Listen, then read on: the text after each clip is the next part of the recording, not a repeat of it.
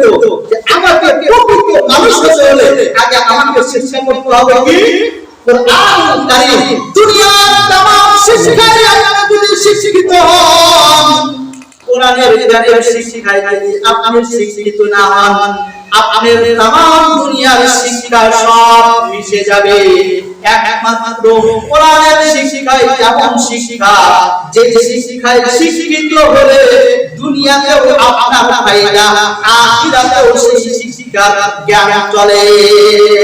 মুসলমান ভাইরা, Mecca Medina থেকে যদি আপনি ইমামকে ভাড়া করে নিয়ে এসে জানাজার নামাজ পড়ান, তারপরে ওই জানাজার নামাজ আল্লাহর দরবারে কবুল হবে কি হবে না আল্লাহ আলাম।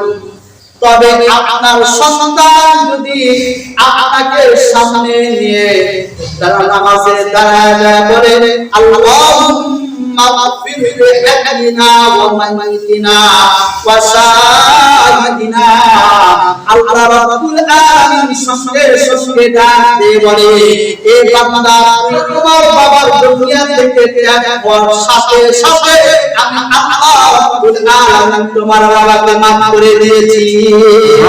মুসলমান ভাইরা, এইটাই তো হচ্ছে কোরআনের জ্ঞান। কিয়ামতের ময়দানে যে সময় সবাই মুসিবতে পড়ে যাবে, এমন সময় কোরআন ওয়ালা জান্নাতে যাইতে দিবে, ও দুনিয়ার মুসলমান ফুলসিরাত পার হয়ে গেছে, এমন সময় দেখবে তার মা জাহান্নামের ভিতরে ইতিকাফ করেছে। ফুলসিরাতের ভিতরে থেকে যে আল্লাহকে বলবেন আল্লাহ আমি তো দেখি আমার মা বলছে জাহান্নামের ভিতরে ইতিকাফ করে, আমার মাকে আমার হাতে দাও, যদি আমার মাকে না দাও তাহলে ওই জান্নাতে আমি ছেলে হয়ে মারা রাখবো না। মুসলমান ভাইরা, আল্লাহ রাব্বুল আলামিন ফেরেশতাদেরকে বলবেন দাও দাও ওই আদমের ওই সন্তানকে আদমের কোরআনের হাতে তার মাকে উঠায় দাও। ও দুনিয়ার মুসলমান সাথে সাথে একটা কয়লার টুকরা নিয়ে এসে হবে। মুসলমান ভাই বোন আমার, ওই সময় আল্লাহর কাছে জানাইতে পারি চাইতে পারে না কয়লার টুকরা, এই কয়লার টুকরা দিয়ে আমি কি করব? আল্লাহ বলবেন চলে যা জান্নাতের ভিতরে ঢুকে দেখ ঝর্ণা আছে, ওই ঝর্ণাতে কোন কয়লার টুকরা ঝর্ণার পানি দিয়ে গোসল করাইবি, সঙ্গে সঙ্গে তোর মায়ের আগের চেহারা ফিরে এসে যাবে।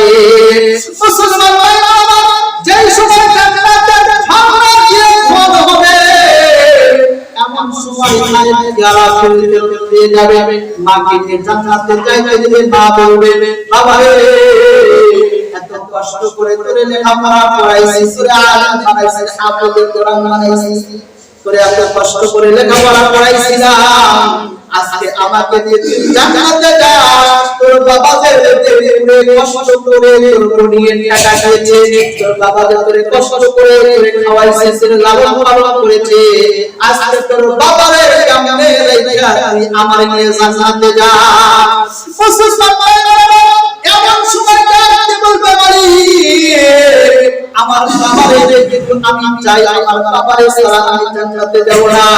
মুসলমান ভাইরা, এমন সময় বাবাকে নিয়ে এসে দেওয়া হবে, এমন সময় পিছন দিক থেকে যেই সময় বাবা আর মাকে নিয়ে জান্নাতে যাইতে দিবে, পিছন থেকে স্ত্রী রাগবে বলবে ও স্বামী দুনিয়াতে তোমার খেদমত করেছি, তোমার দরবারে খেদমত করেছি, তোমার প্রচুর পানি এনে দিয়েছি, তোমাকে খানা রান্না করে আমি খাওয়াইছি, আজকে তুমি বাবাকে নিলা, আমার মতো স্ত্রীকে দিয়ে আপনি কেমনে জান্নাতে যাও?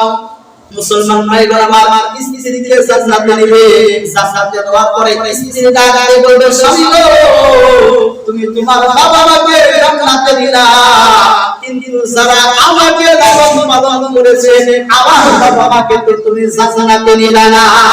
মুসলমান ভাইরা ওই সময় ওই স্বামীটা আবার বলবে আল্লাহ আমার শ্বশুর শাশুড়িকে যদি দাও তাহলে জান্নাতে যাব, যদি না দাও তাহলে জান্নাতে আমি যাব না। আমার আল্লাহ রাব্বুল আলামিন একটা হাফেজের কোরআনকে 10টা জাহান্নামী ব্যক্তিদের সুপারিশ করে নেবেন। আর এখন আলেমের বক্তব্য আল্লাহ রাব্বুল আলামিন এমন দিবেন যে লক্ষ লক্ষ মানুষকে সুপারিশ করে লক্ষ লক্ষ জাহান্নামীকে জাহান্নাম থেকে তুলে জান্নাতের ফয়সালা করে দিবেন।